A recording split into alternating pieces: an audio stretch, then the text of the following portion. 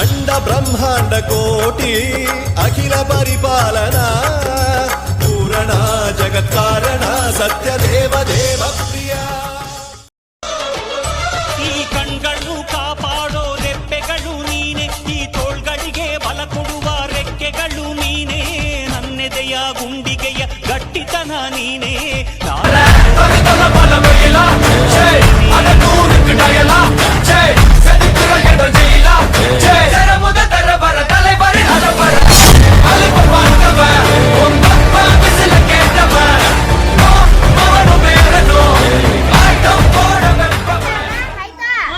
ನಿಮ್ಗೊಂದು ಸಲಹೆ ಕೊಡ್ತೀನಿ, ನೀವು ಮಾತ್ರ ಅವನ್ ಗಡ್ಡ ನಿಲ್ಲಕ್ ಹೋಗ್ಬೇಡಿ ಸರ್.